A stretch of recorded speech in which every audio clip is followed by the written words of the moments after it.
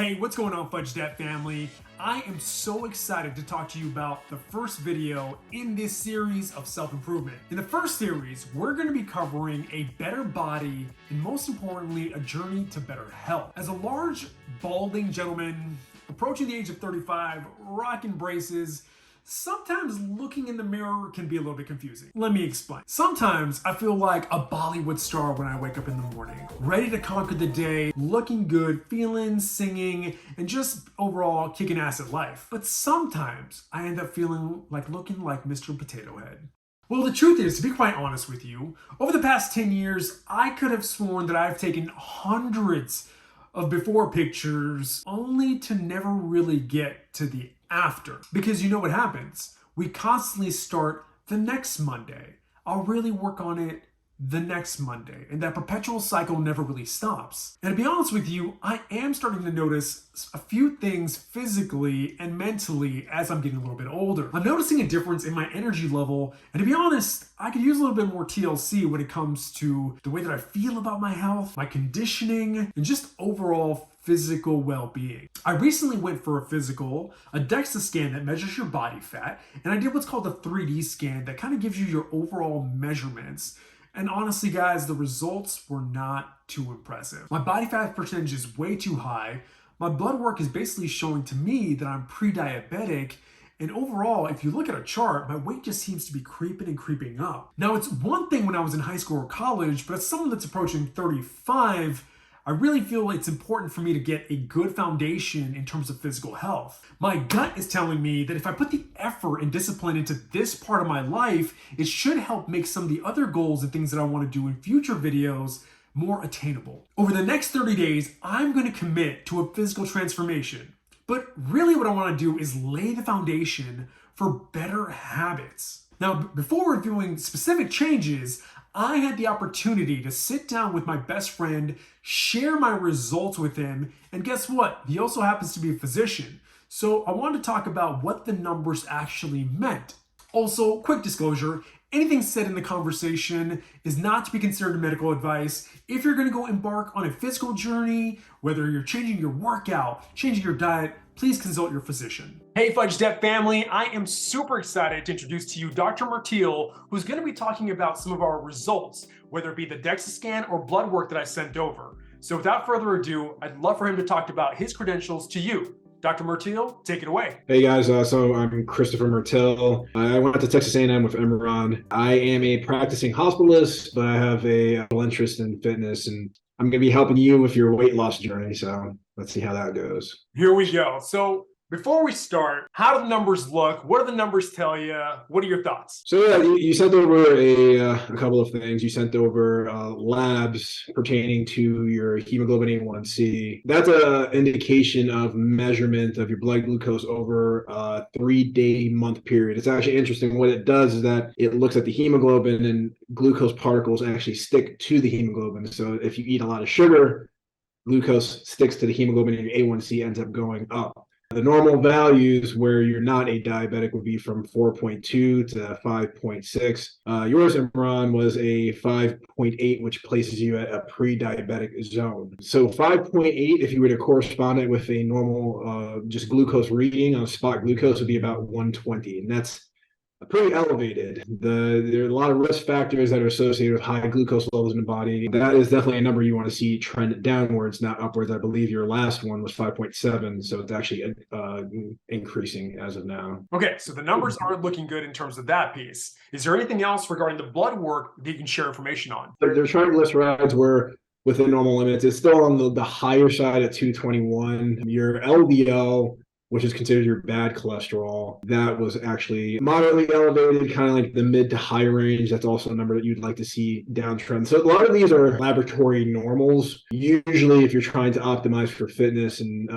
try to live a healthier life, you want to be on the lower end or the better end of the ranges. And a lot of your numbers are more towards the higher range, putting it in the abnormal zone almost. Now, is there anything else though about the blood test that we want to talk about? No, let's actually go directly into DEXA scan. I'm a huge proponent of DEXA scans. I used to scan myself pretty regularly back in college. It's a means of measuring bone mineral density using spectral imaging. So what it does, it uses two different X-rays, and then it beams different energies of at different lengths into the patient's bones. And what it does is absorbs the soft tissue and subtracts out the bone so that you can actually determine how much fat mass you have. Strike is a little bit alarming would be your visceral fat, and that's kind of the what we would call the deadly fat. And that's the fat that pads your visceral organs, surrounds your liver. It's not the ones that you can actually see on a person's subcutaneous area. And back in 2018, it showed that your visceral fat was around 2.6. It's elevated to 3.1 or 3.31 now. Mm-hmm. Your overall total body fat was noted to be 39.3%, which is, yeah. So, Dr. Martillo, are you calling me fat? I would never do such things. You got some work to do, is what we're going with. Okay, I can appreciate that. So, Dr. Martillo, is there anything else you want to go to about the DEXA scan that I should be mindful of? Besides the visceral fat, I would pay more attention to your total body fat percent. Again, it's 39.3, which puts you into the morbid obese zone, unfortunately. Men, given your age, should be between 8 to 19%. Now that's all relative based on the way that you look, but when you're actually calculating it out and you're kind of stratifying it for risk factors, 19 is the top end of where you want to be. So you're currently at 39.3. So there's a total fat mass of 101 pounds. So in order for you to come down, is 39%. That should be half of it, basically half. That's actually easy. You're almost 40% body fat. That's just cut it in half. That's all I got to do. Anyway, so if you want to get to that 19, the top end of what is deemed healthy, you would have to lose approximately 50 pounds of fat in order to be at that zone. Currently, you have 101.8 pounds of fat, according to the DEXA scan, so you'd have to lose approximately half of that. Dr. Martillo, you know I want to get healthy. So what do you think I need to be focused on for the next 30 days to kind of kickstart this process to get better long-term habits for fitness and for health? So that's actually a good question.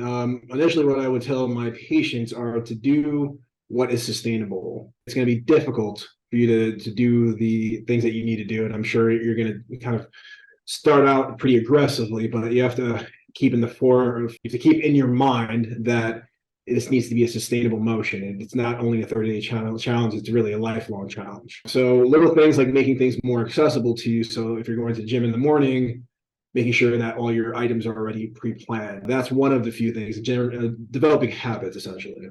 In the next 30 days, is it realistic for me to try to go lose, let's say 10 pounds, 10 pounds of fat?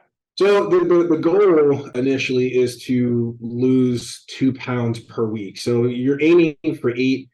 That's just the guidelines that are thrown around. It becomes a little bit convoluted when you think about, you're probably going to be weight training and putting on muscle as well. And you could put on about 1 pound a week of muscle. So it kind of negates the amount of fat that you'll be losing. That's why the DEXA scan is a great tool, but you're not going to be using this every morning. Now, let's say if it was you, right? You're trying to embark on this journey, you're trying to go do this thing. How would you kickstart yourself? What would you do to kind of get in that mindset or have a game plan going forward? Yeah, so it's a multifaceted approach. It's not a one thing only. It's a lot of different things done at the same time, which means eating healthy, tracking your metrics, sleeping more, drinking more water. It's just, again, at the end of the day, it's getting into a routine and habit. Now, as someone who's known me since the 5th grade, do you think I can do it? Well, I remember in the 4th grade, you were healthy. I remember your pictures. He was actually pretty thin in 4th grade, but that was the last time he was ever thin. I don't know what happened after that. I hope you can find a picture of how skinny you were. Yeah, I think unfortunately you have genetics going against you currently. Adipose tissue loves to stay around, and everything you do, your body will be fighting itself in order to retain its fat because that's what it's built to do, unfortunately, to survive, to save up in case of starvation. I think you can get to that point. I think anybody can. It just takes a certain amount of dedication and lifestyle changes. Okay. Any last words? Well, I'll be here by your side, help you out as much as I possibly can. I'm excited for you.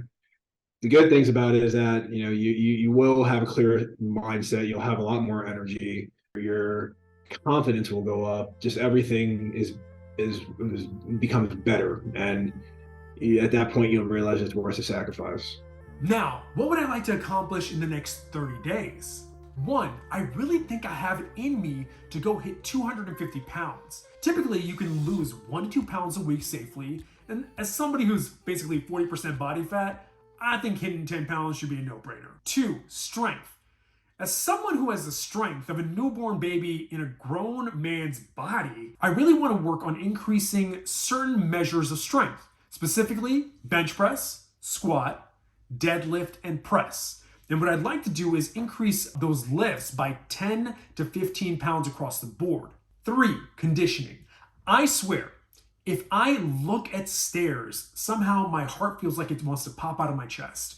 So I really want to work on my overall fitness in terms of the conditioning piece. And I'm thinking I'm going to be able to do that by working out 2 or 3 weeks in terms of a high intensity interval training. So I would love to see how that looks so that I feel a little bit more fit and then I'm able to handle more rigorous workouts. 4, running. Can I go hit an 11-minute mile? Now I know for some people that might be super easy and you're saying, Imran, are you really even trying? But at 260 pounds, carrying this much weight, it's something that I just want to see if I can go do, hit a baseline. Because remember, this is just a good foundation. We can keep working on things after 30 days too. 5, I want to increase my overall activity to 5 to 6 days a week. Now, what does that mean? It could be for going for a long walk, hanging out with my dog, lifting, doing high intensity interval training. The idea is to have more output and to measure that output successfully. 5, eat more food at home. Basically what that means is that everything that I'm going to eat, I want to be able to create with these hands. So let's see if that's something that I'll be able to do. Any specific tools or something that I'm going to be using during this process? Well, I got an old Apple Watch 3 that I'm going to be using to measure calories, heart rate, overall output, so I can kind of track it on a week-to-week basis. 2, measuring my weight 3 to 4 times a week on a smart scale. That way I can log my weight during the week and make sure that I can record it. And on top of that, I'd like to take pictures 3 to 4 times a week from a front angle, a back angle, and a side angle. That way I can see any of the changes that might be occurring, but not doing it every single day. So Fudge That family, if you want to follow along on my journey for a better body and better health, pound that subscribe button or follow button and follow the journey. Most importantly, I would love to know if you've done it or been there, what you're doing to make yourself successful. What are you doing to work out? What kind of diet are you following? Are there certain things that are working for you or not working for you? Maybe there's something that I missed in my video in terms of, hey Imran, you should really go measure this or do this. I'd love to learn from the community and let's go hit our goals together. Thanks again for watching and I'll see you in the next video.